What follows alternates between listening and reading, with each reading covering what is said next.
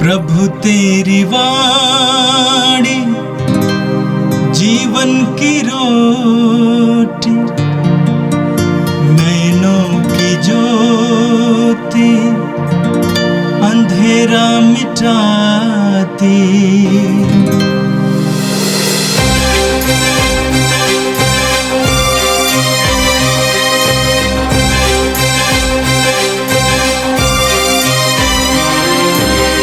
प्रभु तेरी वाणी जीवन की रोटी, नैनों की ज्योति अंधेरा मिटाती। प्रभु तेरी वाणी जीवन की रोटी, नैनों की ज्योति अंधेरा मिटाती। वाणी वाणी वाणी वाणी वाणी पवित्र है, शाश्वत है, जीवन का मन्ना है। 31 जुलाई शुक्रवार। पहला पाठ नबी यिर्मयाह का ग्रंथ, अध्याय 26, पद संख्या 1 से 9। योशिय्याह के पुत्र यूदा के राजा यहोयाकीम के शासन काल के प्रारंभ में यिर्मयाह को प्रभु की यह वाणी सुनाई पड़ी। प्रभु यह कहता है, प्रभु के मंदिर के प्रांगण में खड़ा होकर यूदा के सब नगरों के निवासियों को संबोधित करो, जो वहाँ आराधना करने आते हैं। जो कुछ मैं तुम्हें बताऊंगा, यह सब उन्हें सुनाओगे, एक शब्द भी नहीं छोड़ोगे। हो सकता है वे सुने और अपना कुमार्ग छोड़कर मेरे पास लौट आएं। तब मैं अपना मन बदलकर उनके पापों के कारण उस पर विपत्ति भेजने का अपना विचार छोड़ दूंगा। इसलिए उनसे कहो, प्रभु यह कहता है, यदि तुम लोग मेरी बात नहीं सुनोगे और उस संहिता का पालन नहीं करोगे जिससे मैंने तुमको दिया है, यदि तुम मेरे सेवकों को उन नबियों की बात नहीं सुनोगे जिन्हें मैं व्यर्थ ही तुम्हारे पास भेजता रहा, तब मैं इस मंदिर के साथ वही करूँगा जो मैंने शीलों के साथ किया और इस नगर की पृथ्वी के राष्ट्रों की दृष्टि में अभिशाप की वस्तु बना दूंगा। याजकों, नबियों और सभी लोगों ने प्रभु के मंदिर में यिर्मयाह का यह भाषण सुना। जब यिर्मयाह प्रभु के आदेश के अनुसार जनता को यह सब सुना चुका था, तो याजक, नबी और सब लोग यह कहते हुए उस पर टूट पड़े, तुमको मरना ही होगा। तुमने क्यों प्रभु के नाम पर भविष्यवाणी की है कि यह मंदिर शीलों के सदृश और यह नगर एक निर्जन खंडहर हो जाएगा। सब लोगों ने प्रभु के मंदिर में यिर्मयाह को घेर लिया। यह प्रभु की वाणी है। संत मत्ती के अनुसार पवित्र सुसमाचार अध्याय 13 वाक्य 54 से 58 तक। वे अपने नगर आए, जहां वे लोगों को उनके सभागृह में शिक्षा देते थे। वे अचंभे में पड़कर कहते थे, इसे ये ज्ञान और ये सामर्थ्य कहां से मिला? क्या ये बढ़ई का बेटा नहीं है? क्या मरियम इसकी मां नहीं? क्या याकूब, यूसुफ, सीमोन और यूदस इसके भाई नहीं? क्या इसकी सब बहनें हमारे बीच नहीं रहती? तो ये सब इसे कहां से मिला? पर वे ईसा में विश्वास नहीं कर सके।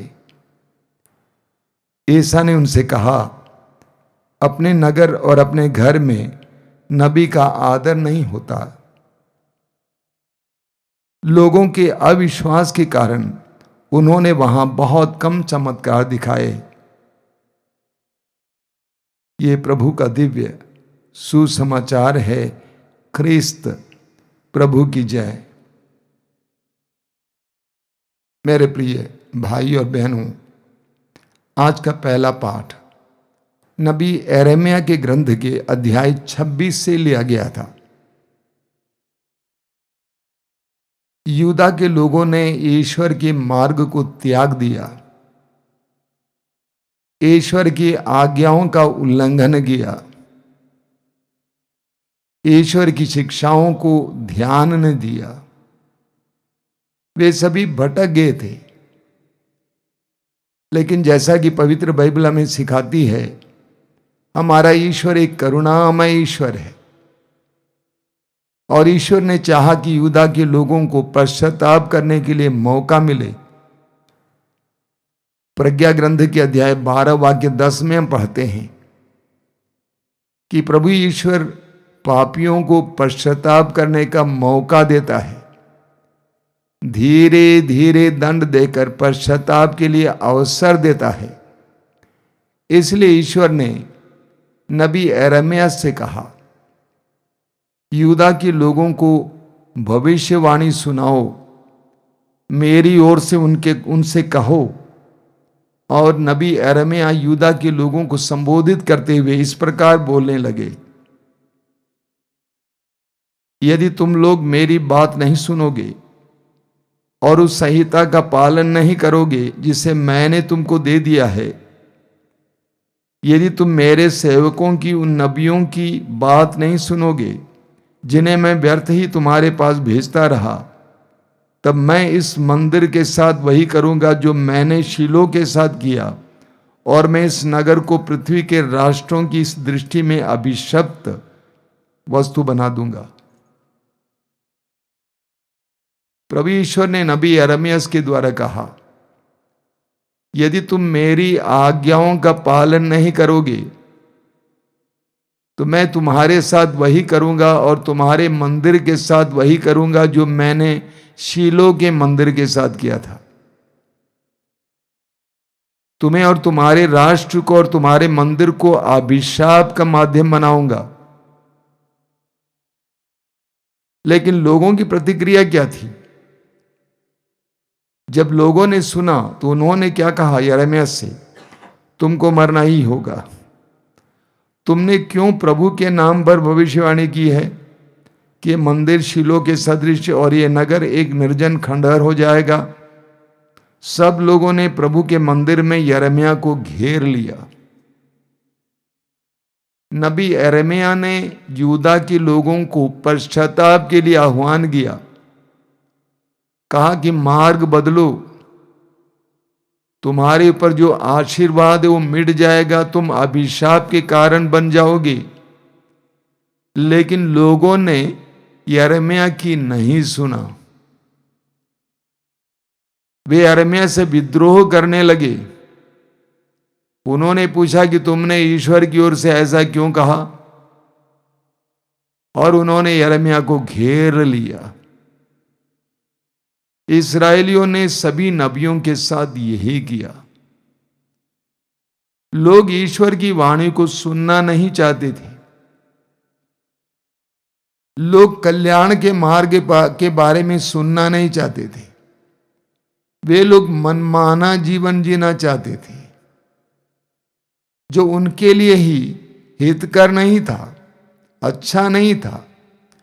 ईश्वर ने नबियों के द्वारा बताया, लेकिन वे स्वीकार करने को तैयार नहीं थे क्योंकि वे मनमाना जीवन जीना चाहते थे। इसलिए आप पढ़ेंगे पुराने विधान में कि इस्राएलियों ने नबियों का विरोध किया, कुछ लोगों को सताया, उन पर अत्याचार किया और कुछ लोगों को मार डाला। ये पुराने विधान की बात नहीं है मेरे भाई और बहनों। आज भी कौन सत्य सुनना चाहता है? आज भी कौन न्याय की बात सुनना चाहता है? आज भी कौन प्रेम की बात सुनना चाहता है? सभी वही सुनना चाहते हैं जो वे सुनना पसंद करते हैं। इसलिए आज भी बहुत सारे लोग न्याय के लिए, प्रेम के लिए, सत्य के लिए सताए जाते हैं। हमारे व्यक्तिगत जीवन में भी हमें ये ढूंढने की आवश्यकता है क्या मैं ईश्वर की वाणी को सुनने को तत्पर हूं, तैयार हूं? हो सकता है कि ईश्वर की वाणी मुझे चैलेंज करे, चुनौती दे। हो सकता है कि ईश्वर की वाणी मुझे कटु लगे, लेकिन क्या मैं ईश्वर की वाणी को सुनने को तत्पर हूं, तैयार हूं? प्रभु अपने पवित्र वचन में कहते हैं, तुम्हारे लिए निर्धारित योजनाएं मैं जानता हूं। तुम्हारे हित की योजनाएं अहित की नहीं, तुम्हारे लिए आशामय भविष्य की योजनाएं। हमारे लिए जो योजना अच्छी है वो ईश्वर जानता है, और कौन जानता है? हम स्वयं योजनाएं बनाना चाहते हैं, लेकिन वो हमारे लिए हितकर है या नहीं है हम नहीं जानते हैं। प्रभु हमें सन्मार्ग दिखाना चाहते हैं अपने पवित्र वचनों के द्वारा, अपने चुने हुए लोगों के द्वारा। हम प्रभु के लिए अपने कानों को खोल दें, ये हमारे लिए कल्याण की बात है। और आज का सुसमाचार संत मत्ती के सुसमाचार के अध्याय 13 से लिया गया था। पाठ में आपने सुना, वे अपने नगर आए जहां वे लोगों को उनके सभागृह में शिक्षा देते थे। वे अचंभे में पढ़कर कहते थे, इसे ये ज्ञान और ये सामर्थ्य कहां से मिला? प्रभु यीशु गलीलिया के नाजरत के निवासी थे। वहां पर वे पले बढ़े थे और इसलिए यीशु को यीशु नाजरी कहा गया है। नाजरत का निवासी यीशु। लेकिन जब प्रभु सुसमाचार की घोषणा का कार्य शुरू किए, तब उन्होंने नाजरत छोड़कर कफरनाओं नामक जगह पे आकर रहना शुरू किया। वहां से प्रभु के सुसमाचार की घोषणा का प्रारंभ हुआ। कभी कभी प्रभु नाजरत जाया करते थे और वहां के सभागृह में लोगों को शिक्षा देते थे। आज के पाठ में आपने सुना, यीशु के वचनों को सुनने के बाद लोगों में अचंभा हुआ। लोगों ने पूछा कि ये ज्ञान इसको कहां से मिला, ये सामर्थ्य इसको कहां से मिला? आगे वे कहते हैं, क्या ये बढ़ई का बेटा नहीं है? लोग यीशु को मानने को, यीशु के वचनों को सुनने को, यीशु के चमत्कारों और सामर्थ्य को देखने के तैयार नहीं थे, क्योंकि यीशु बढ़ई के बेटे थे और यीशु का बीता जीवन अतीत उनको मालूम था। यीशु बढ़ई थे, बढ़ई का बेटा थे, तो इसीलिए इन्होंने पूछा कि ये बढ़ई का बेटा, इसको इतना ज्ञान कहां से मिला? लोगों ने यीशु को संसार की दृष्टि से देखा, उनकी पृष्ठभूमि की दृष्टि से देखा। लोगों ने यीशु के अंदर जो सामर्थ्य था, यीशु के वचनों में जो प्रज्ञा थी, उसको स्वीकार नहीं किया, क्योंकि वे कहते थे हम इसको जानते हैं। लोग यीशु को एक बढ़ई के रूप में ही देख पाए। लोग इससे आगे नहीं यीशु को स्वीकार करने को तैयार नहीं थे। लोगों को यह विश्वास नहीं था कि एक बढ़ई के द्वारा ईश्वर बोल सकता है, एक बढ़ई के रूप में ईश्वर बोल सकता है, उसके रूप में, उसके द्वारा ईश्वर सामर्थ्य प्रकट हो सकता है। यह हमारी गलत फहमी है। हम लोगों के अंदर छिपे हुए प्रज्ञा और ज्ञान को स्वीकार करने को तैयार नहीं होते हैं। हम उनकी पृष्ठभूमि देखते हैं, ये कहां से आता है, इसका अतीत कैसा रहा है। एक सत्य को हमें जानना जरूरी है, ईश्वर किसी के भी द्वारा बोल सकता है। हम गणना ग्रंथ में पढ़ते हैं, उसके वाक्य 22, 23 वगैरह में, कि वाक्य 22 में पढ़ते हैं कि प्रभु ईश्वर ने बिलाम नामक नबी से एक गधे के द्वारा बोला। ईश्वर किसी को भी इस्तेमाल कर सकता है, लेकिन लोग पृष्ठभूमि देखते हैं, बैकग्राउंड देखते हैं और सांसारिक दृष्टि से देखते हैं। इसीलिए प्रभु यीशु को लोगों ने स्वीकार नहीं किया। प्रभु ने कहा यह सच्चाई है कि अपने नगर और अपने घर में नबी का आदर नहीं होता है। अपने ही लोगों को हम तुच्छ समझते हैं, हम जानते हैं ना उसको, इसीलिए उसके अंदर की महानता को देखने में हम असमर्थ होते हैं। अंत में वचन में आपने सुना, लोगों के अविश्वास के कारण उन्होंने वहां बहुत कम चमत्कार दिखाए। लोगों के अविश्वास के कारण वहां प्रभु ने बहुत कम चमत्कार दिखाए। इब्रानियों के पत्र के अध्याय 11 वाक्य 6 में पौलुस कहते हैं, विश्वास के अभाव में कोई भी ईश्वर का कृपा पात्र नहीं बन सकता है। आप कितने ही पुराने मसीही क्यों ना हो, आप कितने ही बड़े पद पर क्यों ना हो, विश्वास नहीं है तो वहां ईश्वर आपके लिए कुछ नहीं कर सकता है। विश्वास वो माध्यम है जिसके द्वारा हम ईश्वर से जुड़ जाते हैं। अगर विश्वास नहीं है तो ईश्वर की कृपाओं को हम प्राप्त नहीं कर पाएंगे। सुसमाचारों में हम पढ़ते हैं, जहां कहीं भी लोगों ने अपने विश्वास को व्यक्त किया, वहां पर उसी क्षण ईश्वर का सामर्थ्य प्रकट हुआ। लेकिन जहां लोगों के अंदर विश्वास की कमी है, वहां ईश्वर काम नहीं कर पाता है, क्योंकि ईश्वर हमारी आजादी का सम्मान करता है। मेरे प्रिय भाई और बहनों, प्रभु ईश्वर संपन्न है, दयालु है, करुणामय है, शक्तिशाली है, लेकिन उसकी शक्ति और उसकी करुणा का अनुभव करने के लिए हमारे अंदर विश्वास की आवश्यकता है। उस मात्रा में विश्वास की आवश्यकता है। अविश्वास के कारण नाजरत के लोग ईश्वर के चमत्कारों से वंचित रह गए। कभी कभी हम भी हमारे अविश्वास के कारण ईश्वर के चमत्कारों से वंचित रह जाते हैं। आज हम प्रभु से प्रार्थना करें। सबसे पहले, जैसा कि पहले पाठ में बताया गया, कि हम अपने कानों को ईश्वर के वाणी को, वचन को सुनने के लिए खोलें, ईश्वर के मार्गों को सुनने के लिए खोलें।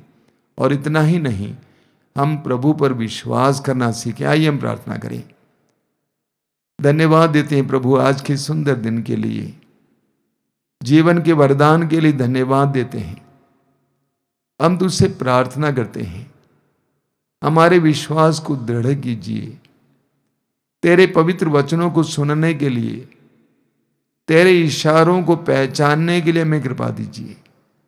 प्रभु यीशु वचनों को सुनने वाले मेरे भाई बहनों को आशीर्वाद देना। आज का संपूर्ण दिन उनके लिए अनुग्रह का दिन बने, उनके विश्वास को बढ़ाना। यीशु, वे जहां कहीं भी जाएं तेरे संरक्षण का अनुभव करें। हर प्रकार की विपत्ति से उन्हें बचा के रखना, हर तरह की दुर्घटना से और शैतान के छिपे हुए फंदे से उनको बचा के रखना। हमारी इस प्रार्थना को ग्रहण कर, आमीन। प्रभु तेरी वाणी जीवन की रोटी, नैनों की ज्योति अंधेरा मिटाती। वाणी वाणी वाणी वाणी वाणी पवित्र है, शाश्वत है, जीवन का मन्ना है।